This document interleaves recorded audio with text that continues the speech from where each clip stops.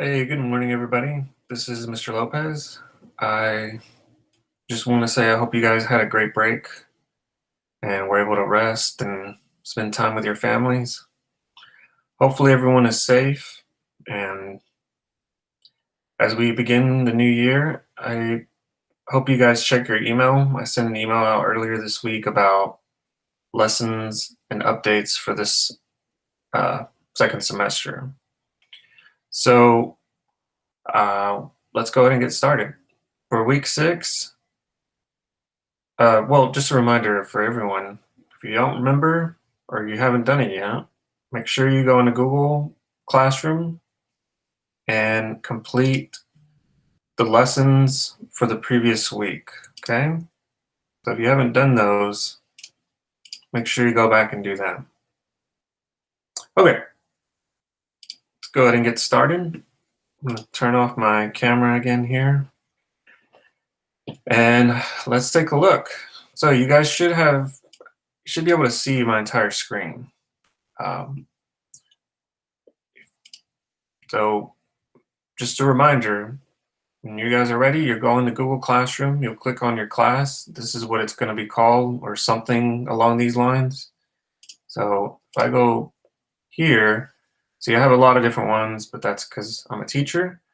You should have one that looks something like this. And you'll just click on the name, go to classwork, and then you'll scroll down all the way to week 6 because that's where we're at, okay?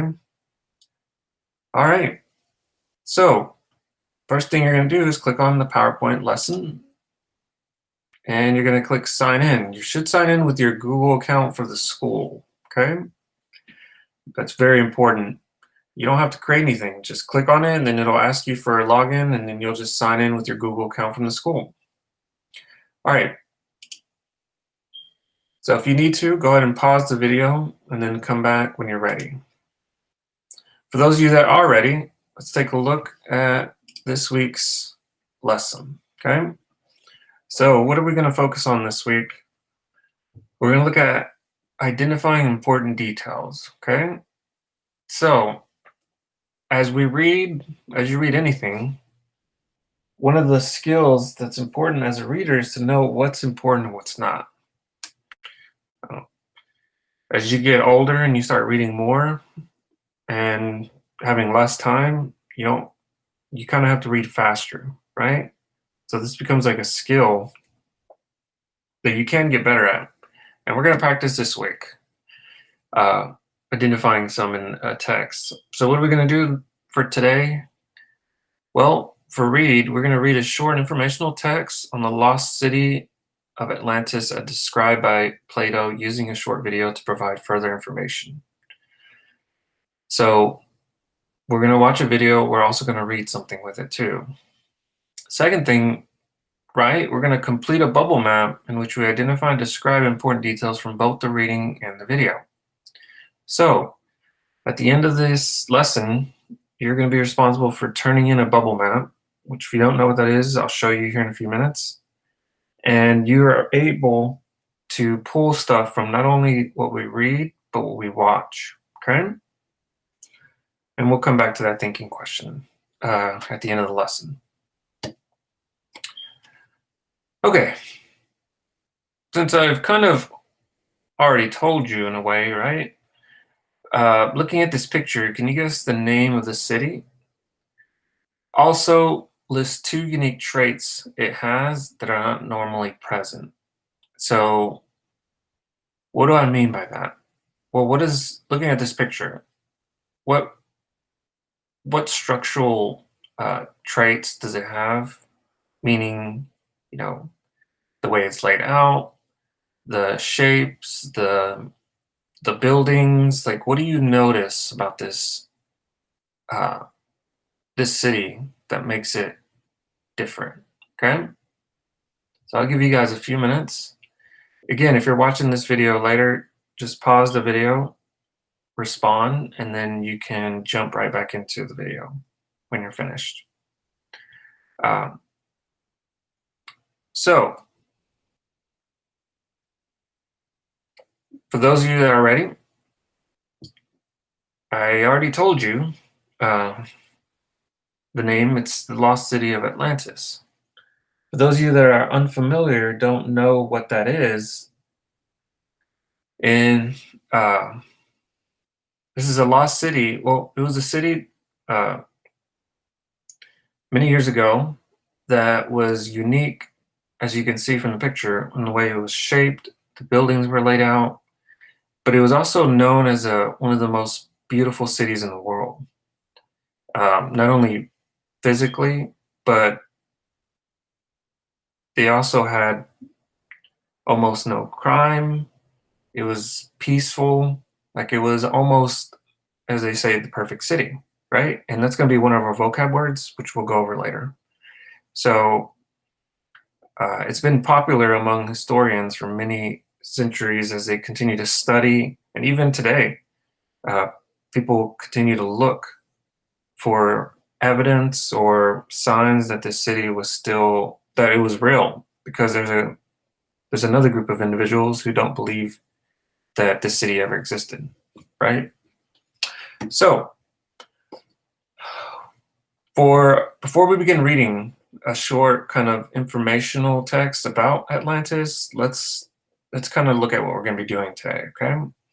So, step one, we're going to preview the vocabulary for the text and the video. So, there's some words that are going to come up that I want us to make sure we know and understand what they mean before we start reading and watching the video. Two, we're going to read Plato's Atlantis and watch a short video, as I stated before. Uh, the video will go into who Plato is, but he's basically a famous Greek philosopher, right? One of the most famous, um, who's provided us with many different ideas and insights into philosophy, uh, rhetoric, things that we still use today. Uh, he's the one who wrote about this city many years ago, and it's his account of what it looked like and how it existed that provides historians with much of the information that we use today as to describing what this city looked like, because there's not much record of it. And at the end of the lesson for today, you guys are going to complete a bubble map. All right. So this is where you identify and explain at least 5 characteristics that make the city so popular, right? It's been studied, there's been movies about it, there's been comic book heroes created about it. You've seen Aquaman. That's inspired other many different movies, films, books, and we'll talk about what are a few that make this city so unique, right? Okay, when you finish, you'll complete this, and that will be it. So let's go ahead and get into it. Remember, you can pause the video at any time and then pick back up when you're ready for the next part, okay? Okay, so first thing we're gonna do is we're gonna do a little bit of reading. We're gonna be reviewing the vocabulary. So you'll go down to week 6 assignments, click on previewing vocabulary. You're gonna click on week 6. Now, this document will open. As I stated before, one of the important parts of getting better as a reader and a writer is expanding your vocabulary, right? So we're going to look at these 3 words. They're going to come up and are directly related to this week's lesson. So, as you can see, I gave you the definition for all 3. It is your job to rewrite the definition in your own words here, and then either draw a picture, write an example, or find an image in Google that represents each one of these, okay? So the first word that we have is allegory. Allegory. It's a story in which the characters and the events are symbols that stand for ideas about human life or for a political or historical situation. So, what does that mean to you? There's a lot of books about that are basically allegorical references to something else. So basically, this means well, I'm gonna let you guys decide actually, and put your definition in the third box right here. The second word is utopia. Utopia. This is an imaginary place in which the government, laws, and social conditions are perfect. So, this is what some scholars consider Atlantis as being one of the only utopian societies that's ever existed. But, I'm sorry, because the government, the laws, everything in it was perfect. There was there wasn't anything that made it imperfect as what you would notice today, right? Even now, if you looked at just the United States, we have we've had riots in the past year. We've had floods. We've had wildfires. We've had hurricanes. There's the whole Black Lives Matter movement. There's the trouble happening on Capitol Hill with President Trump. We don't exactly live in a utopian society right now. The last one is hubris. This is a great or foolish amount of pride or confidence. Okay. So this is someone who has a lot of this is just very prideful, right? So you just think of someone, maybe it's someone you know, or maybe it could have been you. Everyone is possibly guilty of this at some point, right? Um, where you're so proud but you're too proud to where it's almost made you foolish, right? You're going to do something that's not very smart because you believe you can.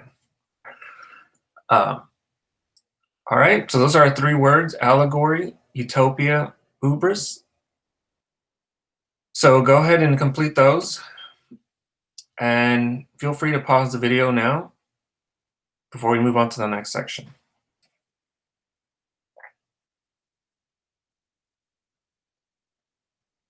Okay, so once you complete that, let's take a look at the reading for this week, okay? So we're going to click on week 6 videos, and you're going to click on digital text, okay? What you do is you'll click view material, and let's open it up. So we'll read this together, and then we'll discuss it as a group, okay? So Plato's Atlantis. The lost city of Atlantis is a fictional island. Fictional means fake. Mentioned in Plato's works, Timaeus and Critias, where it represents the antagonist naval power that besieges ancient Athens. In the story, Athens was able to repel the Atlantean attack, unlike any other nation of the known world, supposedly giving testament to the superiority of Plato's concept of a state as described in his work, The Republic. At the end of the story, Atlantis eventually falls out of favor with the gods and famously submerges into the Atlantic Ocean. So, fictional means it's fake, right? So this was a fake city, a fake island in his work. So if you notice, these two words are italicized. That means that they're names of books. So in these books, Plato writes about this city, and in this story, the city of Athens, which is in Greece, right, was able to repel. Repel means to push back an attack from Atlantis. And apparently in this story at the end, Atlantis falls out of favor with the gods. So if you remember, if you studied Greek mythology, the gods were very important to these people, right? And as such, Atlantis apparently maybe angers the gods and is submerged into the ocean. So it becomes basically buried underneath. All right. Despite its minor importance in Plato's work, the Atlantis story has had a considerable impact on literature. The allegorical aspect of Atlantis was taken up in utopian works of several Renaissance writers, such as Bacon's New Atlantis and More's Utopia. Plato's vague indications of the time of the events, more than 9,000 years before his day, and the alleged location of Atlantis beyond the Pillars of Hercules, an area of the entrance to the Strait of Gibraltar, has led to much pseudo-scientific speculation. As a consequence, Atlantis has become a byword for any and all supposed advanced prehistoric lost civilizations and continues to inspire contemporary fiction from comic books to film. So, basically, what this is saying is it was a minor, piece in his book, but it inspired a lot of literature, right? So it was just something he included in one of his books, yet many people continue to write about it and refer to it. As you can see here, there's a couple writers, Bacon and Moore. Plato's vague indication, so we don't really know a lot about it. Again, it's not, we don't have a lot of evidence that the city even existed, other than what Plato mentions. And vague means, if you don't know what that word means, it means little or no support, right? So if someone gives a vague response, it's unclear, basically. So his indications are unclear of what exactly, when it happened, and if it was even real, right? And as we discussed earlier, the city of Atlantis has inspired many other works of art, from comic books to movies to film, to books, right? Okay, the question that we all want to know, right? But is Atlantis real? Many teams of scientists have tried to identify the location of the lost city of Atlantis in vain. Many of the proposed sites share some of the characteristics of the Atlantis story, for example, water, catastrophic, and relevant period, but none has been demonstrated to be a true historical Atlantis. So, we have people, scientists, who have gone out, looked for, and studied to identify whether the city is real, whether it's not. We just don't know, right? We don't have enough information. But that doesn't mean it doesn't exist, right? So let's take a look. So you can go ahead and keep that up. After we finish reading that, we're going to go all the way down to week 6 and click on YouTube video. So we're going to watch this short, little less than 10-minute video that discusses Atlantis and what exactly has happened with this as far as historians, okay? I was lost, then I was found. You might hear some of the wonders of the world say if they could speak. We might look at perhaps the best known once lost city in Machu Picchu. That was abandoned in the 16th century and discovered again in the 20th century. Then you have the spellbinding city of Angkor in Cambodia, which was never really lost but certainly needed a lot of restoration for it to look as magnificent as it does today. We also have those cities that are perhaps only legends: El Dorado, the lost city of gold, or the lost city of Z, whose mystery lured explorers from Europe, and some never returned home. But today we'll talk about perhaps the greatest legend of them all. In this episode of the Infographic Show, the evidence that the lost city of Atlantis existed. If we want to know the origins of the city of Atlantis, we have to go back to the great Greek ancient philosopher known as Plato. You've probably heard of the guy. Some writers have said that all philosophy is just a footnote to Plato. While he's the man that wrote the Socratic dialogues, he came up with the cave allegory we still talk about today, and he advanced ideas on justice, law, and learning that we all should be thankful for. With that in mind, if Plato were the one that started the story of Atlantis, perhaps we should take him seriously. Well, while there are still people that believe Atlantis was real, most others tell us that Plato told that tale as an allegory,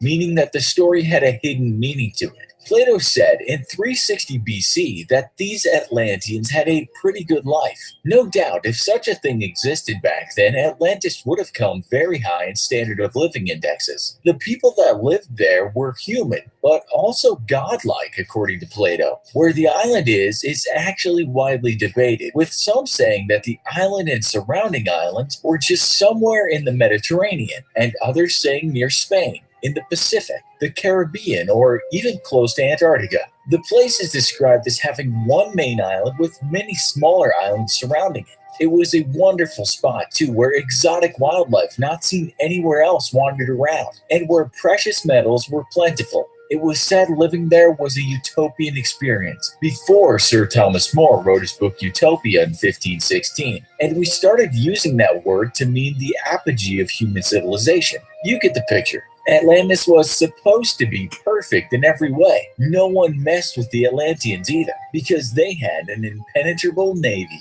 So, as we said, a lot of people don't think this place actually existed, and Plato wrote this story as an allegory of hubris. Hubris could be said to be when someone or something gets too big for its boots. That pride comes before a fall. For the Greeks, it meant excessive pride violating the bounds set for humans. We all know what happened to Greeks in their mythologies when they got cocky and started thinking they were almost above the gods. They were taken down a notch or two, and often in violent fashion, and that's what happened to Atlantis. You see, in Plato's story, these people living the high life in Atlantis started to become corrupt, greedy, morally bankrupt. Maybe he foresaw this happening to all great civilizations, that empires decline, and that's why we have the theory of declinism. The people became warlike. They tried to expand into other territories, and they lost their way. For that, the gods sent them all kinds of horrors, including earthquakes and floods. Plato wrote, "And in a single day and night of misfortune, all your warlike men in a body sank into the earth, and the island of Atlantis in like manner disappeared in the depths of the sea. For which reason the sea in those parts is impassable and impenetrable, because there is a shoal of mud in the way, and this was caused by the subsidence of the island."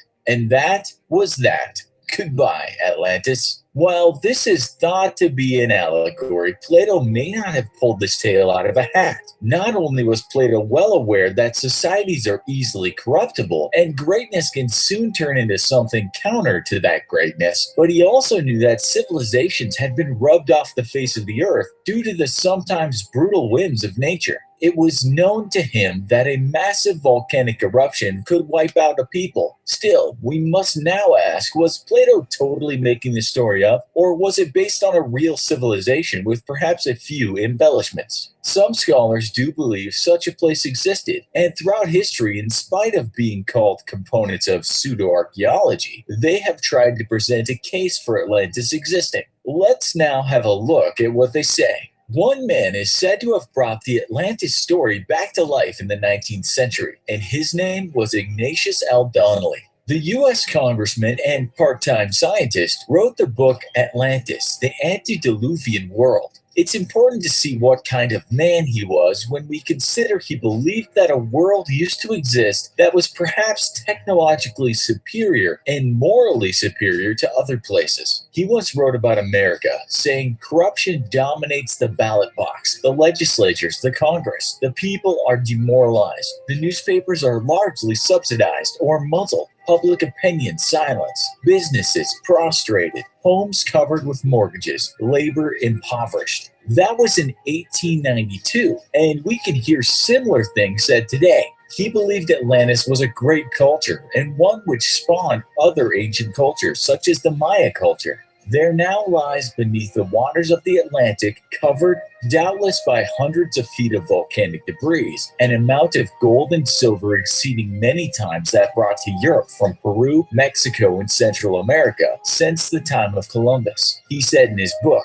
But the problem was a lack of incontestable proof. Nonetheless, he had a lot of people thinking about Atlantis again, a utopia to show that something existed better than the corrupt modern world he talked about. He even went as far to say that the Garden of Eden had been in Atlantis, and the reason for the sinking of the city was due to the Great Flood as depicted in the Old Testament. So, to believe his theory, you'd also have to buy into the Great Flood, and not everyone, even some Christians, are certain that that ever happened. Let's move on.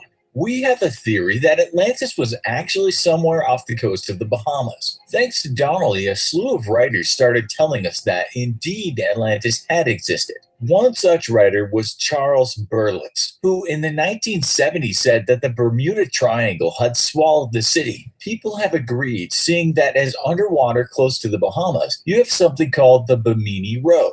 This is a large group of stones that lie on the ocean floor, which do look like the remnants of a sunken city. But as spectacular as it looks, geologists tell us that this is just a natural phenomenon.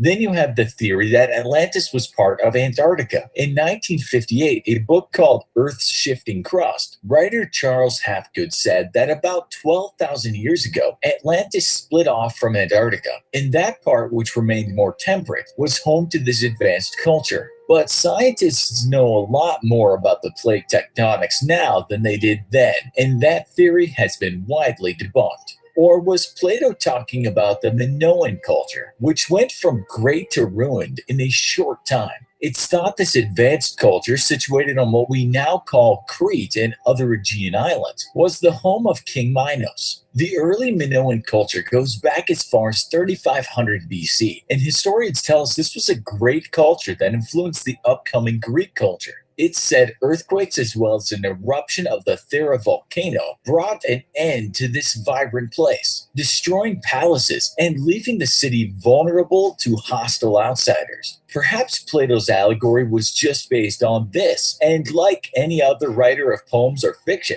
he just took a real event and embellished it for the sake of making a point. In this case, how the mighty can fall. And one should always prepare for the vicissitudes of nature and the risk of power turning to corruption. What does Graham Hancock have to say? Have you heard of this guy? He's well known for controversially retelling the story of some ancient cultures, as well as taking powerful hallucinogens such as ayahuasca. These, he believes, can take us into different realms that are possibly a gateway into more truth about the human existence. He believes that there is something in nature that connects us all, and perhaps even into the past. Well-respected scientist Dr. Rick Strassman, who courageously went on a mission to discover what these hallucinogens were about, also said something uncanny happens on those trips. Writer Michael Pollan talked about merging with the universe or with nature and the mystical experience. That's not to say these guys believed in Atlantis, but it might say, as Hancock thinks, that there's more out there than science tells us. People who tell you they've entered other worlds or visualized mysterious symbols from the past in hallucinations or dreams might not be on your reading list this year. But according to Hancock, ancient civilizations across the globe were somehow connected. He believes there was indeed a golden age of these ancient civilizations, but they were all wiped out due to a catastrophic event some 12,000 years ago. But he does not tell us there was definitely an Atlantis, only that there were certainly very advanced ancient cultures that just went missing. Or perhaps Atlantis was downed in the Black Sea, circa 5600 BC. Some people even say Atlantis was Ireland, or the Portuguese island of Madeira. And there are more incredible theories, but none pose any threat to what rational science tells us, in that Plato was likely making this great world up for effect. We need solid proof, and there isn't any. If someone entered Atlantis while traveling through time and space on DMT, it likely isn't going to change the mind of Atlantis skeptics. Now, we'd like to turn this over to you. Did Atlantis exist? Where and what was it like? Tell us in the comments. Also, be sure to check out our other video, Places Even Stranger Than the Bermuda Triangle. Thanks for watching, and don't forget to like, share, and subscribe. See you next time. Okay. So, did you guys, this is a short video that kind of goes into more detail about Atlantis. As you can tell, we don't know a lot about it, right? There isn't a lot of historical evidence or books or accounts. Other than Plato's, we don't have much information, and many historians are just kind of guessing which city this is based on other cities that existed during that time, right?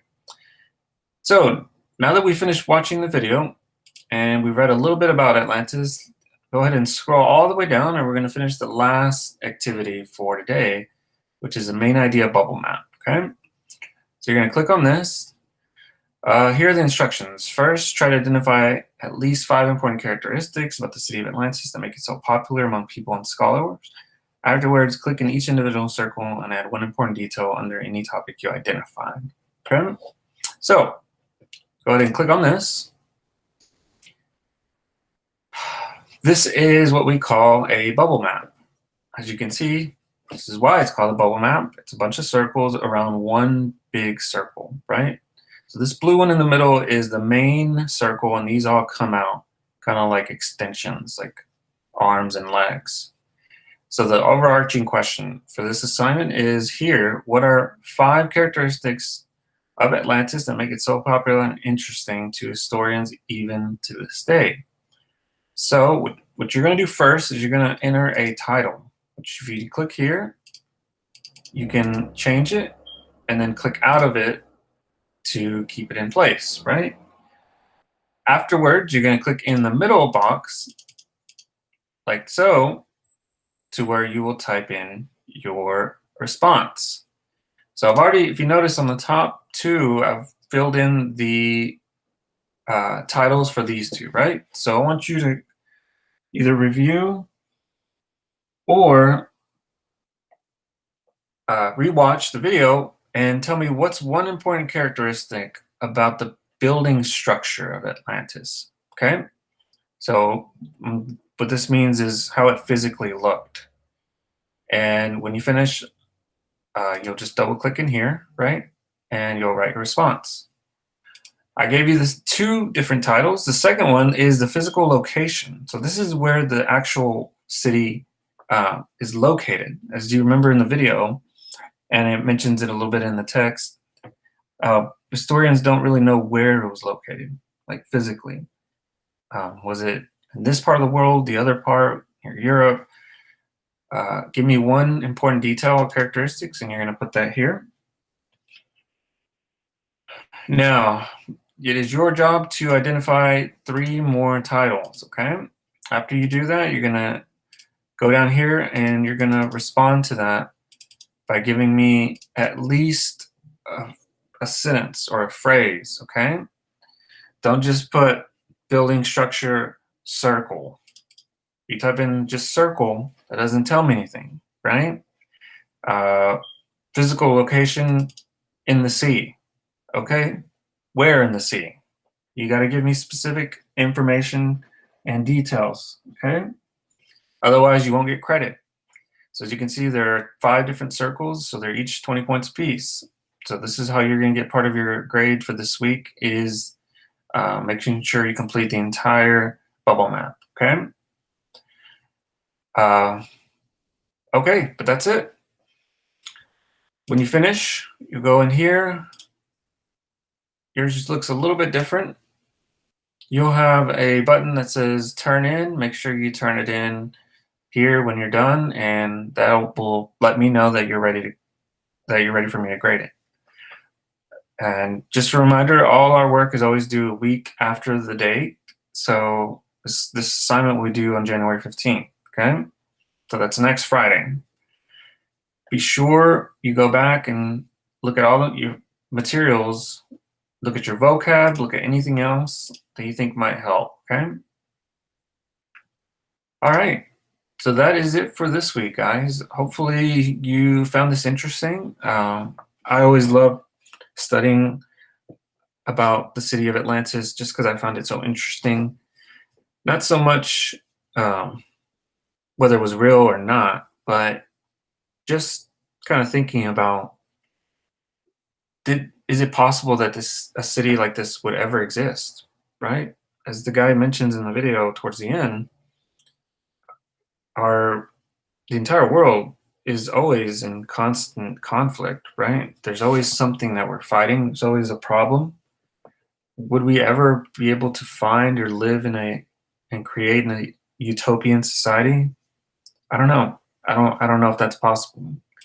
If you go back to our thinking question, what do you think happened to the city Atlantis? Was it real or was it simply an exaggeration? Right? If you don't know what that word means, when you exaggerate something, it's when you make it seem more bigger or better or worse, or you make it seem more than something than it really is. Was it an exaggeration? Was Atlantis basically just some city and he just kind of exaggerated and make it seem like it was more perfect than it really was? We don't really know. Make sure you answer that in your PowerPoint, but also just think about that question when you finish for today. Okay. All right. You guys have all the assignments. Feel free to message me if you have any questions. Also, before I say goodbye, make sure you go back and complete all the assignments from the previous weeks. Make sure you complete them in the order that they go in because they do tie into next week's lesson, okay? For example, for week 7, we'll be looking at some poetry about Atlantis. So if you didn't complete today's assignments, you're gonna struggle even more so with next week. So make sure you go back and do them in the correct order. Okay. All right. I hope you guys. Let me turn this on. I hope you guys have a great day. Have a good weekend. And as always, if you have any questions, let me know. Make sure you check your email constantly.